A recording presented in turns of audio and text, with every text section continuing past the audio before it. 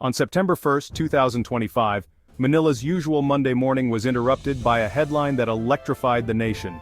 The city, always bustling and alive, seemed to pause as something extraordinary unfolded before everyone's eyes. The Guardians arrive, Japanese warships dock in Subic Bay. The words flashed across every screen, echoing through radios and whispered in every corner of the city. Suddenly the city's routine faded as people everywhere, on sidewalks, in jeepneys, in offices, paused to watch two sleek gray vessels glide into the historic bay. Even the usual city noise seemed to hush, replaced by a collective sense of anticipation. For years Filipinos had watched the West Philippine Sea crisis unfold with anxiety, seeing their fishermen harassed and their sovereignty challenged. The tension had become a daily reality, casting a shadow over the nation's spirit. But this headline was different. It spoke of support, of a promise fulfilled. It was a message that the world was watching, and that help had finally arrived. The news spread rapidly, igniting hope from Quiapo's markets to Makati's boardrooms. Conversations shifted from worry to wonder as people dared to imagine a safer future. In a coffee shop in Intramuros, students huddled around a tablet, their faces lit with excitement. They shared stories of their families, their dreams, and what this moment could mean for their generation. An elderly veteran watched quietly, a tear of pride tracing his cheek. For him, the sight of Allied ships was a reminder of old alliances and sacrifices, now honored once more. This was more than a military event, it was a shift in the national story. The mood in Manila transformed from somber reflection to cautious optimism. The ships were real, visible symbols of hope and alliance. Their presence was a reassurance that the Philippines was not standing alone in turbulent times. For the first time in years, the narrative was not about fear, but about strength and solidarity. Families gathered, neighbors exchanged hopeful glances, and a sense of unity blossomed. The arrival was a national event, a sign that tides might be turning. Crowds cheered, waving flags as the ships anchored, a moment that would be remembered for generations. Filipinos saw not just ships, but the dawn of a new era. The horizon glowed with possibility, and hope was reborn with the sunrise. The day felt historic before it had even truly begun. People lined up early, eager to witness history in the making, their hearts full of anticipation. The sense of vulnerability was replaced by a surge of pride.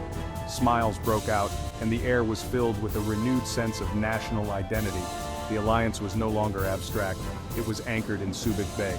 The handshake between officers was more than ceremony, it was a promise for the future. The city and the nation stood still for a moment, united in hope.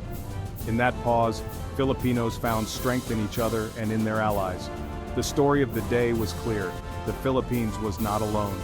Together, the nation faced the future with courage, hope, and a newfound sense of belonging on the world stage. As sunlight bathed Manila, the city buzzed with a new energy. The golden rays casting away the shadows of uncertainty that had lingered for so long. The city, once weighed down by worry, now seemed to breathe in hope with every sunrise. Commuters on the MRT swapped stories about Subic Bay, their faces bright with optimism and curiosity. Conversations flowed more freely than usual, as if the news had lifted a heavy burden from their hearts. In Divisoria, vendors paused to discuss the news, hope in their voices and a new sense of possibility in their eyes. Even the usual hustle of the market slowed as people took time to share their thoughts and dreams. A woman selling vegetables spoke of her cousin, a fisherman who might finally fish in peace, free from fear and uncertainty. She smiled, imagining a future where families could thrive without worry. Children asked their parents about the ships. Mothers explained, "That flag means we have strong friends helping us." The children listened wide-eyed, absorbing lessons of courage and unity. The ship's arrival was more than military, it was about security, dignity, and the right to live without fear. Their presence sent a message that Manila was not alone, and that its people deserved peace. The city's mood shifted from worry to empowerment. Smiles replaced anxious glances, and laughter echoed through the streets. For too long, the story had been one of vulnerability. Today it was about standing tall, reclaiming pride, and believing in a brighter tomorrow. The ships became symbols of a new mindset, no longer just victims but defenders of their own destiny, ready to protect what mattered most. National pride was taught not in classrooms, but on the streets, where children waved flags and learned the meaning of unity firsthand. The Filipino spirit, tested but resilient, found new strength in adversity, drawing power from community and shared hope. The sense of unity was palpable, as neighbors and strangers alike came together, bound by a common dream. The people of Manila and the nation felt stronger together, discovering that their greatest strength was each other. The arrival was a catalyst for hope and self-belief, igniting a spark that spread from the harbor to every corner of the city. The city awakened, not just to a new day, but to a new sense of possibility, where hope was no longer a distant dream, but a living, breathing reality. Subic Bay was transformed into a vibrant sea of red, white, and blue as thousands of people gathered along the shore to welcome the returning ships. The anticipation in the air was almost electric, as the community came together for this historic moment. Families spread out picnic blankets, sharing food and laughter, while children waved Philippine flags with excitement. Veterans stood tall and proud, their eyes shining with memories and hope, honored by the recognition of their service. The atmosphere was festive and joyful, more like a grand fiesta than a formal military ceremony, with music, cheers, and the sound of laughter filling the bay. Veterans shared stories with the younger generation, passing on tales of courage and sacrifice, bridging the gap between past and present, and inspiring the youth to cherish their freedom. As the BRP Pag-asa and BRP Pananindigan drew closer to the harbor, the crowd erupted in cheers and applause, their voices rising in a wave of celebration. The ship's horns answered back, sounding a deep, resonant salute that echoed across the water, a powerful symbol of arrival and unity. From the decks, sailors gazed out and saw not just a crowd, but a nation united in hope and gratitude, welcoming them home as heroes.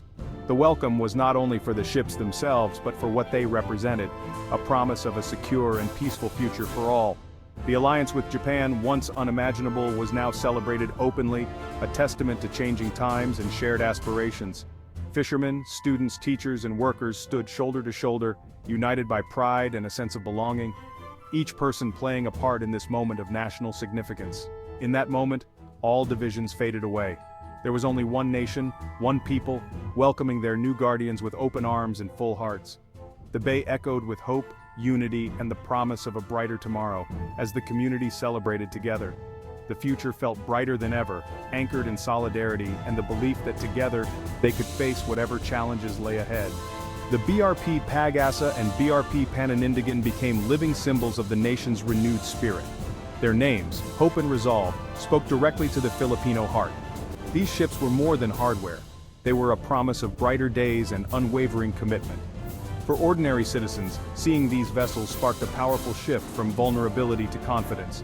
The message was clear: we are capable, we are united.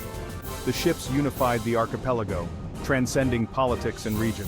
Conversations turned from division to shared destiny. The ships became rallying points for national unity. Their presence was not about seeking conflict, but securing peace.